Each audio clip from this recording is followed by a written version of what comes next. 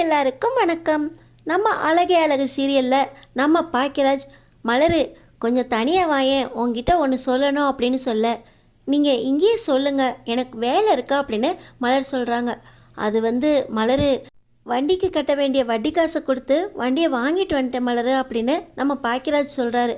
உடனே நம்ம மதி ஒன்றுமே புரியாமல் பார்க்க, அது ஒன்றும் இல்லை மதி, நேற்று இவரோட வண்டியை வட்டி கடைக்காரங்க தூக்கிட்டு போயிட்டாங்க. 2 மாதமாக கடனுக்கு வட்டி கட்டாதனால வண்டியை எடுத்துகிட்டு போயிட்டாங்க. நேற்று நாங்கள் வெளியே போனோம்ல, அந்த வண்டி கூட இவர் ஃப்ரெண்டோட வண்டி தான்.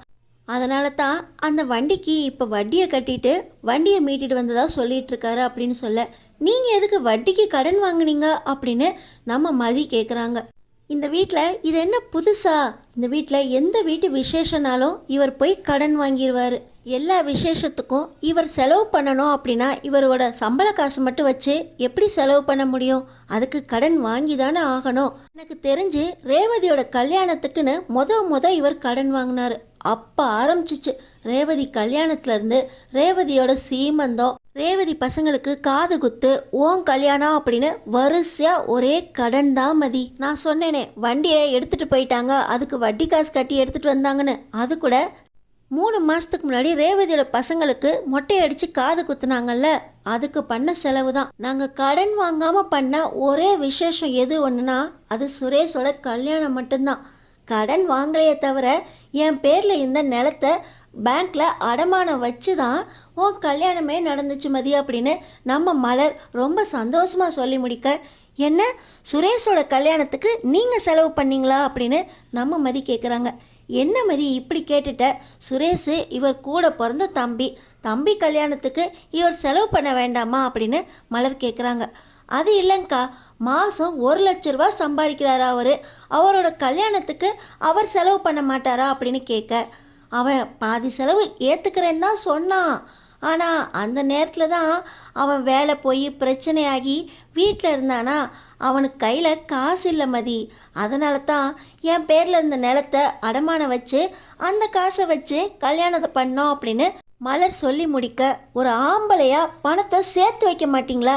இந்த வீட்டில் பணத்தை சேர்க்கறதுக்கு எங்கே காசு இருக்கு மதி? எல்லாம் செலவாகிக்கிட்டே இருக்குது. பேங்க்கில் கேஷியர் தான் பேர். இவரே சுற்றி கடனை வாங்கி வச்சுருக்காரு. ஒரு வண்டியை திருப்புறதுக்கு கூட இவர்கிட்ட கையில் காசு இல்லை. எங்கே இருந்து பணத்தை சேர்த்து வைக்கிறது அப்படின்னு மலர் கேட்குறாங்க. என்னங்கக்கா, இவர் தான் எல்லா செலவையும் பார்க்குறாரு அப்படின்னா இந்த வீட்டில் சம்பாதிக்கிறவங்களாம் அவங்க காசை என்ன பண்ணுறாங்க அப்படின்னு மதி கேட்குறாங்க. இந்த வீட்டில் வேற யார் சம்பாதிக்கிறா? மாமா ரிட்டையர் ஆயிட்டாரு, சுரேஷு போலீஸ் வேலைக்கு போகிறான், அவன் என்ன சம்பாதிக்கிறான்னு எனக்கு எப்படி தெரியும் மதி அப்படின்னு நம்ம மலர் சொல்ல, அப்போ அவரை கேள்வி கேட்குறதுக்கு இந்த வீட்டில் யார் தான் இருக்கீங்க அப்படின்னு நம்ம மதி கோவமாக கேட்க, மதி இது என்ன இவ்வளோ சீரியஸாக எடுத்துக்கிட்ட? சாதாரண வண்டி மேட்ரு பாரு, கொண்டு வந்துட்டோம் அப்படின்னு நம்ம மலர் சொல்லிட்டு, வாமதி எனக்கு உள்ள வேலை இருக்கா அப்படின்னு கிளம்பி போயிடுறாங்க. ஆனால் நம்ம மதிக்கு சுரேஷ் மேலே பயங்கர கோபம் வருது. இவ்வளோ நேரம் சம்பாதிக்கிற ஆம்பளைங்க இந்த வீட்டில் இப்படி தான் இருப்போம், வீட்டில் பொம்பளைங்க எல்லா வேலையும் செஞ்சு தான் ஆகணும் அப்படின்னு அத்தை அவ்வளோ தூரம் பேசுனாங்க. ஒரு வார்த்தை பேசாமல் சுரேஷ் அமைதியாக உட்காந்து சாப்பிட்டுக்கிட்டு இருந்தார். அப்போ இவர் சம்பாதிக்கிற காசெல்லாம் என்ன தான் பண்ணுறாரு? அத்தைக்கிட்ட மாமா கிட்ட கொடுத்துக்கிட்டு இருக்காரா? அவங்க அந்த பணத்தை சேர்த்து வச்சுக்கிட்டு இருக்காங்களா? எதுக்காக சேர்த்து வச்சுக்கிட்டு இருக்காங்க? வீட்டில் வரவு செலவெல்லாம் யார் பார்த்துக்கிட்டு இருக்கா அப்படின்னு நிறைய கேள்வி நம்ம மதி மனசில் ஓடிக்கிட்டு இருக்க. நேராக நம்ம சுரேஷ்கிட்ட போகிறாங்க. நம்ம சுரேஷ் யூனிஃபார்ம் மாட்டிக்கிட்டு ரெடியாக வேலைக்கு கிளம்பிக்கிட்டு இருக்காரு. அந்த நேரத்தில் நம்ம மதி, இந்த வீட்டில் நீங்கள் எவ்வளோ சம்பாதிக்கிறீங்க அப்படின்னு கேட்குறாங்க. என்ன அடுத்த வேலையை ஆரம்பிச்சிட்டியா? எனக்கு வேலை இருக்குது மதி, இப்போ நின்று பேசுகிறதுக்கெலாம் எனக்கு டைம் இல்லை அப்படின்னு சொல்ல, உங்கள் அண்ணனோட வண்டியை கடங்காரு ஜப்தி பண்ணிட்டு போயிட்டாங்களாம். நேற்று அவர் ஃப்ரெண்டோட வண்டியை எடுத்துகிட்டு வந்து மலரக்காவை வெளியே கூட்டிகிட்டு போயிருக்காங்க. இந்த விஷயம் தெரியுமா உங்களுக்கு அப்படின்னு கேட்க, அண்ணனோட வண்டியை கடங்காரன் ஜப்தி பண்ணிட்டு போயிட்டாங்களா?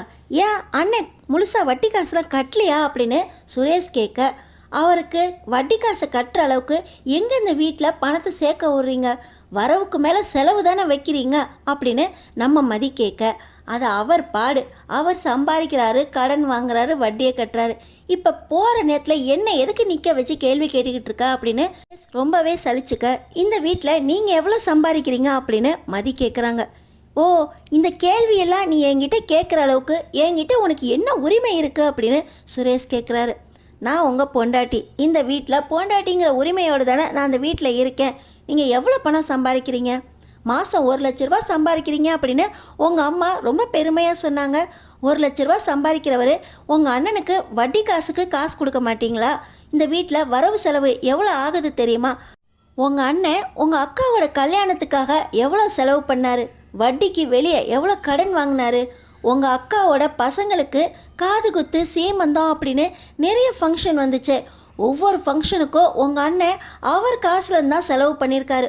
உங்கள் பங்குக்குன்னு நீங்கள் என்ன கொடுத்தீங்க அப்படின்னு மதி கேட்குறாங்க. இதெல்லாம் நான் இது வரைக்கும் யோசித்ததே இல்லை மதி. நேற்று கூட அண்ணன் வந்து வண்டி வேணும் அப்படின்னு கேட்டார். நான் தான் வெளியே போகிற அவசரத்தில் நான் போயிட்டு வரேன்னு சொல்லிட்டு போயிட்டேன். ஓ, அண்ணன் இவ்வளோ செலவு பண்ணுறாரா? அண்ணன் பேங்க் சேவிங்ஸ்னு எவ்வளோ வச்சுருக்காரு மதி அப்படின்னு நம்ம சுரேஷ் கேட்க, ஓஹோ, இவ்வளோ செலவு பண்ணி கடனை வாங்குறவர் இன்னும் சேவிங்ஸ்னு வச்சுருப்பாருன்னு எப்படி நீங்கள் நம்புறீங்க? நீங்கள் எவ்வளோ பேங்க் சேவிங்ஸ் வச்சுருக்கீங்க அப்படின்னு கேட்க, நான் இதெல்லாம் உங்ககிட்ட நான் எதுக்கு சொல்லணும், எனக்கு வேலை இருக்கா அப்படின்னு சொல்ல, இந்த வீட்டில் இனிமேல் நம்ம 2 பேரும் மாதம் மாதம் சம்பாதிக்கிற காசை வீட்டு வரவு செலவுக்குன்னு கொடுக்கணும். ஏதாவது விசேஷம் வந்துச்சா அதில் செலவு பண்ணுறதுக்கு நம்ம பங்கும் இருக்கணும் அப்படின்னு நம்ம மதி சொல்கிறாங்க. அப்போ நான் இனிமேல் பேங்க்கில் என் சேவிங்ஸில் காசு போடக்கூடாதா? இந்த வீட்டு வரவு செலவுக்கு நான் காசு கொடுக்கணுமா? நான் எதுக்கு காசு கொடுக்கணும் அப்படின்னு சுரேஷ் கேட்குறாரு. உங்களுக்கு கல்யாணம் ஆயிடுச்சுல, இந்த வீட்டில் வரவு செலவுக்குன்னு நம்ம காசு கொடுக்கணும் அப்படின்னு நம்ம மதி சொல்ல, அவ்வளவுதானே, நான் 1,00,000 சம்பாதிக்கிறேன், மாதத்துக்கு ஒரு 25,000 கொடுத்தா போதுமா அப்படின்னு சுரேஷ் கேட்க, என்ன பொறுப்பை தட்டி கழிக்க பார்க்குறீங்களா? உங்களுக்கு கல்யாணம் பண்ணுறதுக்கே உங்கள் அண்ணன் தான் செலவு பண்ணியிருக்காங்க. அதுக்கு கூட உங்கள் அண்ணியோட பேரில் இருந்த நிலத்தை தான் அடமானம் வச்சு உங்களுக்கு கல்யாணம் பண்ணியிருக்காங்க. அது ஞாபகம் இருக்கா? அந்த நிலத்தை யார் மீட்டு கொடுக்குறது அப்படின்னு நம்ம மதி கேட்க, ஆமாம் மதி, அப்போ ஒன்றால் தான் என் வேலை போச்சு, ஒன்றால் தான் என் கல்யாணத்துக்கு என்னால் செலவை ஏற்றுக்க முடியாமல் போச்சு. அப்போ கூட அண்ணன் பொறுப்பாக என்னோடய கல்யாணத்தை அவர் தான் நடத்தி வச்சார். நீ வந்து மேடையில் உட்காந்ததுலேருந்து எந்த செலவாவது உங்கள் வீட்டிலேருந்து பண்ணீங்களா அப்படின்னு சுரேஷ் கேட்க, இந்த கணக்கெல்லாம் என்கிட்ட கேட்குறது இருக்கட்டும், உங்கள் கல்யாணத்துக்கே உங்களால் செலவு பண்ண முடியல, இனிமேட்டாவது வீட்டில் ஒவ்வொரு விசேஷத்துக்கும் நீங்கள் பாதி செலவை ஏற்றுக்கணும். உங்கள் கல்யாணத்துக்குன்னு மலரக்கா பேரில் இருந்த நிலத்தை அடமானம் வச்சிங்கள, அந்த நிலத்தை நீங்கள் தான் மீட்டு தரணும். உங்கள் பேங்க்கில் இருக்க காசை எடுத்து அந்த நிலத்தை ஃபஸ்ட்டு மீட்டுட்டு வர வழியை பாருங்கள். உங்கள் அண்ணனே இன்னும் எவ்வளோ நாள் தான் இந்த குடும்ப பாரத்தை சுமப்பாவர்? மூத்த பையன் அப்படின்னா எல்லா கடனையும் அவர் தான் ஏற்றுக்கணுமா? உங்களுக்காக தானே கடன் வாங்கியிருக்காரு அப்படின்னு நம்ம மதி அடுக்கிக்கிட்டே போக, மதியோட சத்தம் வீடு ஃபுல்லாக கேட்க ஆரம்பிச்சிருது. இப்போ ராஜலக்ஷ்மி நேராக வந்து கதவை தட்ட, சுரேஷ், நீ ஏதாவது வம்பு இழுத்துக்கிட்டே இருப்பியா?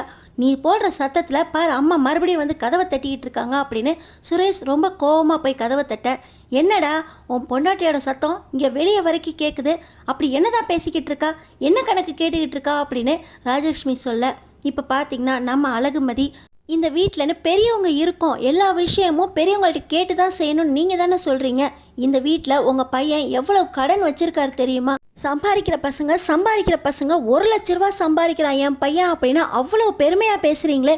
இந்த வீட்டில் எவ்வளவு கடனை வாங்கி வச்சுருக்கீங்க தெரியுமா? ஒவ்வொரு விசேஷத்துக்கும் உங்கள் பையனை கடன் வாங்க வச்சுருக்கிறீங்க நீங்கள். என்ன புதுசாக கடன்லாம் பேசிக்கிட்டு இருக்க? இந்த வீட்டில் யாருக்கும் கடன் வாங்குற பழக்கமே கிடையாது அப்படின்னு இப்போ ராகவன் சந்தைக்கு வர, பார்த்தீங்கன்னா நம்ம அழகுமதி, என்ன உங்கள் வீட்டில் கடன் வாங்குற பழக்கமே இல்லையா? நேற்று உங்கள் பையன் நடந்து வந்திருக்காரு, அவரோட வண்டியை கடனுக்காக ஜப்தி பண்ணி எடுத்துகிட்டு போயிருக்காங்க. உங்கள் பையன் 1,00,000 சம்பாதிக்கிறாங்க அப்படின்னு எவ்வளவு பெருமையாக என்கிட்ட சொன்னீங்க. அவரோட கல்யாணத்துக்கே மலரக்கா பேரில் இருந்த நிலப்பத்திரத்தை அடமானம் வச்சு தானே கல்யாணம் பண்ணியிருக்கீங்க. இந்த வீட்டில் சம்பாதிக்கிற ஆம்பளைங்களுக்கு மரியாதை கொடுக்கணும்னு சொல்கிறீங்க, ஆனால் பாக்கியராஜ் மாமாவுக்கு நீங்கள் இந்த வீட்டில் எவ்வளோ மரியாதை கொடுத்துக்கிட்டு இருக்கீங்க அப்படின்னு சொல்ல ராகவனுக்கு பயங்கர கோபம் வருது. சம்பாதிக்கிறவங்களுக்கு மரியாதை கொடுக்கணும், நான் இந்த வீட்டில் சம்பாதிக்கல அப்படிங்கிறத நீ குத்தி காட்டிக்கிட்டு இருக்கியா?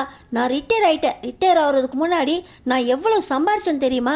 என் அக்கௌண்ட்டில் நான் எவ்வளோ சேர்த்து வச்சுருக்கேன் தெரியுமா அப்படின்னு ராகவன் சொல்ல, நீங்கள் ஏன் பணத்தை சேர்த்து வைக்க மாட்டீங்க? எல்லா செலவையும் பார்க்குறதுக்கு தான் உங்கள் வீட்டில் மூத்த பையன் அப்படின்னு இளிச்சவன் ஒருத்தர் இருக்காரு, அவரோட பேங்க்கில் அவர் எவ்வளோ கடன் வச்சுருக்காரு அப்படின்னு கொஞ்சம் கூட யோசிக்க மாட்டிங்களா? மூத்த பையனை பிறந்தா எல்லா செலவையும் அவன் தான் பார்த்தாகணும் அப்படின்னு மறுபடியும் மதிக்கிட்ட ராகவன் பேச, அப்போ நீங்கள் வீட்டில் எத்தனாவதா பிறந்தீங்க, நீங்கள் உங்கள் வீட்டில் என்ன செலவு பார்த்துருக்கீங்க அப்படின்னு கேட்க, நான் எதுக்கு செலவு பண்ணணும், 2 ஆம்பளை பிள்ளைங்களை பெற்று வச்சுருக்கேன், அவனுங்க பார்க்கட்டுமே அப்படின்னு மறுபடியும் ராகவன் சொல்ல, வழிக்கு வந்தீங்களா, அப்போ 2 ஆம்பளை பசங்களும் சேர்ந்து தானே வீட்டு செலவை பார்க்கணும், ஒரே ஒரு பையனே எதுக்கு செலவை பார்க்கணும் அப்படின்னு மறுபடியும் எல்லா செலவையும் பாக்கியராஜ் தலைமையிலே ஏற்றுறீங்க அப்படின்னு மதி கேட்க, இப்போ சுரேஷ் வந்துடுறாரு. இப்போ என்னதான் உனக்கு வேணும், அண்ணன் அவர் கடன் வாங்கி வச்சிருக்காரா, எவ்வளோ கடன் வாங்கி வச்சிருக்காரு, அதை எதுக்கு நான் கட்டணும், அவர் வாங்கின கடனை அவர் தானே கட்டணும் அப்படின்னு சுரேஷ் மறுபடியும் சண்டைக்கு வர, உங்களுக்காக தான் அவர் கடன் வாங்கி வச்சிருக்காரு, அவரோட தியாக உள்ளத்தை உங்களுக்கே புரியவே மாட்டேங்குது. உங்கள் அப்பா அவரோட பென்ஷன் காசு எல்லாமே அவரோட அக்கௌண்ட்டில் போட்டுக்கிறாரு, நீங்கள் இந்த வீட்டுக்குன்னு ஒரு செலவும் பண்ணாமல் உங்கள் அக்கௌண்ட்டில் உங்கள் சம்பள காசெல்லாம் போட்டுக்கிறீங்க. இந்த வீட்டில் இத்தனை பேர் இருக்கீங்களே, யாராவது ஒருத்தர் அவரோட சுமையை கொஞ்சம் சுமக்கிறதுக்கு உதவி செய்யுங்களேன் அப்படின்னு நம்ம மதி சொல்ல, நீ 20,000 ரூபா சம்பாதிச்சுக்கிட்டு இவ்வளவு பேச்சு பேசுறியா, அவன் 1,00,000 ரூபா சம்பாதிக்கிறாண்டி அப்படின்னு சொல்ல, அப்போ இந்த வீட்டில் சம்பாதிக்காத ஆம்பளைங்களாம் என்ன பண்ணுறீங்க அப்படின்னு நம்ம மதி கேட்க, மறுபடியும் இவ ஏங்கிட்டே வரா, இந்த வீட்டில் நான் ரிட்டையராக உட்காந்துருக்கேன் அப்படின்னு இவ குத்தி காட்டிக்கிட்டு இருக்கா அப்படின்னு ராகவன் கையை ஓங்கிக்கிட்டு வர, அடுத்தடுத்து என்ன நடக்க போகுதுன்னு தெரிஞ்சுக்கிறதுக்கு நம்ம சேனலை சப்ஸ்கிரைப் பண்ணி தொடர்ந்து பாருங்கள்.